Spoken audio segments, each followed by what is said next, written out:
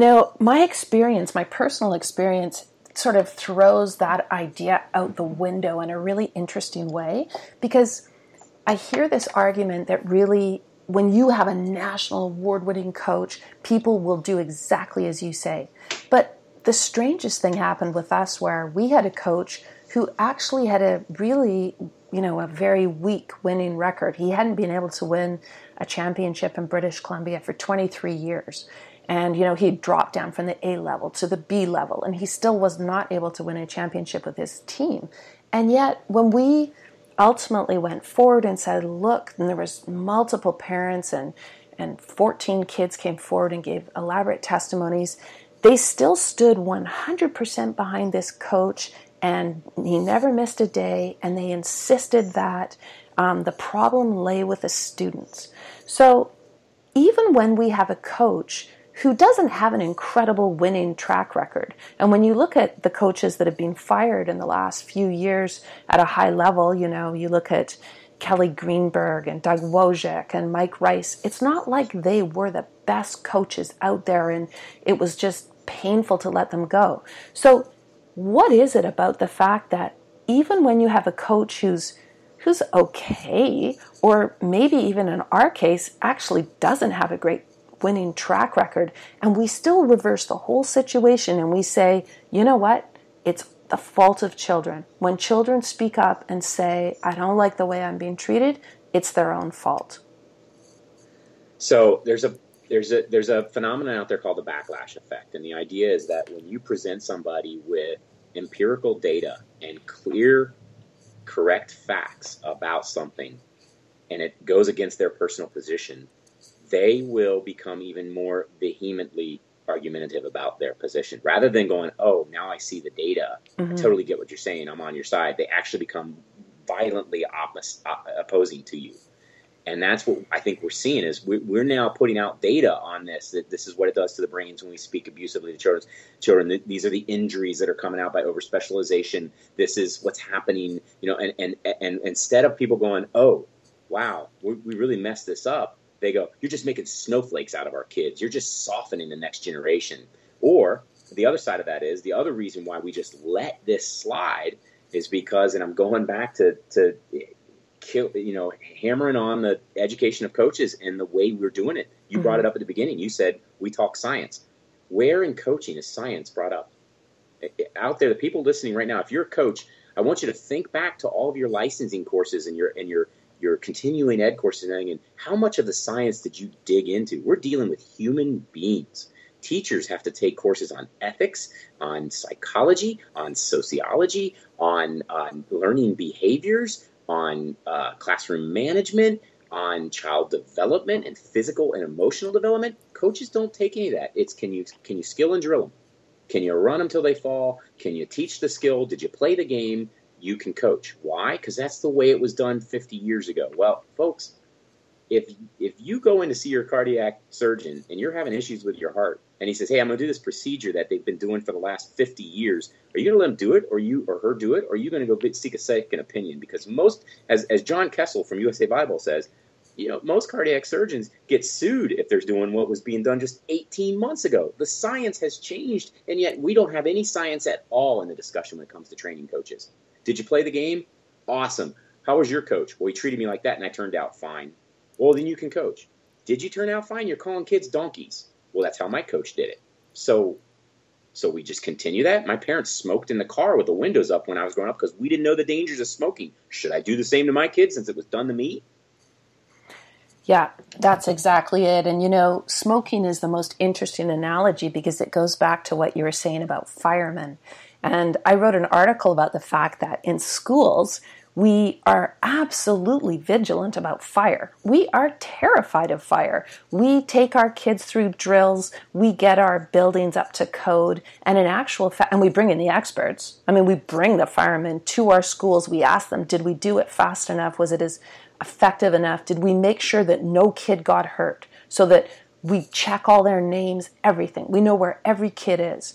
But, the reality is, kids aren't getting burned in schools. There hasn't been a kid die from fire in school in the longest time. However, there are 13 children a day in the U.S. who kill themselves. And that is normal. We have normalized it. We read it in the newspaper, we feel really sad, we talk about bullycide, and then we go on to the next thing. We do not address it as an absolute crisis in our society. And right back to your point about smoking, when we saw it on X-ray, when we saw blackened lungs, we learned that it caused cancer. And even more important probably for governments, we learned that it was costing the system billions of dollars. Well, laws were put in place. You got fined if you smoked. You're not allowed to. You can't even smoke outside anymore if you're around a building. You certainly can't smoke in a school. So what I don't understand is, now that we can see on MRI scans, and it's just like a blackened lung, you can see scars on the brain, as you said, corpus callosum, the myelination is lessened. You can see actual, I don't even know the correct term to make it come alive for people, but essentially the brain is being wounded. And we are not going to make changes. Government is not going to step in and say, we have a youth mental health crisis, and suicide is the second leading cause of death in our youth populations. This is an emergency. Where are they? Where is the government? Why are they not insisting that, teachers, coaches, career counselors, you name it, anyone who's working with youth needs to be brought up to speed on neuroscience. They need professional development on neuroscience. Why? Because we know so much now. It's one of the reasons why I'm railing so much today is because I actually, and I won't say who, but I spoke to an organization that trains a great number of coaches, a large number of coaches. And the conversation was, hey, here's what I want to do. I'm going to come in and talk about communication parameters and neuropsychology and neurophysiology based on, words we use and the way we behave around children and how there's a different way we can do it. I want to talk about culture building and intentionality and driving values into the process and putting players first. I'm going to do all these. And I laid it all out, all my talks. I laid warriors versus winners. And I got, we rotate through talks like that every couple of years. So we'll call you in a couple of years. And I'm like, you rotate through it. It should be required. Yeah. That's like telling a surgeon, we rotate through the ethics courses, and you all you need to do is be able to cut. You don't need to understand, anatomy or ethics or any of those anesthesiology or any of that, because all you're gonna do is just get in there and cut. It's just, and that right there is like we're unwilling to even look at the science behind it. We're unwilling to look at it. So the comment made by Shelley Full from Safe Sport this week at Project Play was, when you see the Sarah McLachlan effect, when you see the Sarah McLachlan commercial with the beautiful singing and all, and it's coming, they're going to put up pictures of wounded animals and stuff and ask you for money. What do? You turn the channel, and that's what we're doing. We turn the channel. And she says we got to stop turning the channel on this one. We've got to stop normalizing. When you listen to your kids walking around going, oh, if I fail that test tomorrow, I'm going to kill myself, and that's a normal phrase to use, we need to reverse that. Yeah, that's an incredibly interesting way of putting it, because I think that what happens, and in people that I've spoken to, I've talked to coaches about this and parents about this and organizations about this. And one thing that comes up that I find really interesting is parents in particular will say, do you mean that when I yell at my kid, I'm hurting my kid's brain? And I realized in hearing that really, I think what happens with coaches is, and parents obviously, is they feel afraid. They feel like, oh my God, have I actually been hurting kids and not knowing? Because the truth of it is, we have to go back to that smoking piece.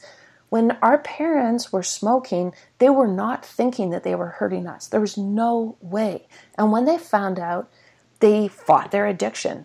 Fighting smoking addiction is incredibly difficult, and many, many people battled it long and hard. And, coaches, they admire toughness. They believe that is the be-all and end-all. Well, I think if we change the messaging and we got coaches to understand, and parents, hey, you might have done damage. Who hasn't yelled at a kid? Every single one of us adults, I think pretty much, certainly me, I've yelled at my kids before. And I didn't do brain damage on that day. I might have shocked them, but unless it's a repeated and unless it's a constant barrage that's linked in and layered with humiliation, calm down. You're not damaging your kids' brains. And coaches aren't either. Coach can have a bad day. That's not what we're talking about. What we're talking about is when somehow the child is not a child in the equation. The child is just a function of the coach's ego or winning, and therefore yelling and humiliation and so on are all linked together. That's when we're in trouble. But maybe if it was messaged more along the lines of, let's not feel sad, but let's go to what you call, I believe, warrior mentality. And let's get coaches excited about hey, we can battle this. We can learn to be incredibly strong people for mental health, not for the dismantling of minds. Yeah, so I have a couple things to say on that. One is I can't wrap my kid in bubble tape or and expect not to hurt them. I mean, that's the thing. But here's the difference. Like you said, I just saw somebody posted recently that they watched a coach this weekend with 8-year-old girls scream at this girl, every time I put you in the game, you play worse. You're killing me. That right there is one where, as I think any rational human being would say, we probably shouldn't say that, right? Yeah. Or I've heard, if this is how you're going to play, then you can sit your butt on my bench for the rest of my game because you're embarrassing me. First off, you're embarrassing me. It's not about you, coach. But so that we know is abusive, right? But the other kind of stuff is not. And Rick Ankiel was talking at Project Play, and he said, tough love. And so I got into conversations with people later, and I actually texted at him or tweeted at him, and we talked a little bit about it. Tough love is different. And I've had people ask me this, well, how do we give feedback if we can't yell at our kids, if we can't be negative? I said, no, wait, there's a difference. The cornerstone, the keystone, one of the maybe the most important thing in a coaching relationship is connection.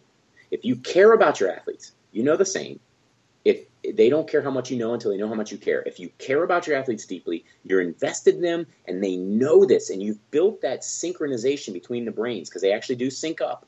Our brains sync with each other. We try to harmonize. We try to create cohesion. We try to mind read. We do all those things if you've worked through Lieberman's work, right? Mm-hmm. When you've created that connection, because we are evolutionarily geared towards connection. It's how we stayed safe when we were being hunted by animals bigger than us. As we stayed in groups, we hunted and gathered together, we huddled together for warmth. There's that piece, right?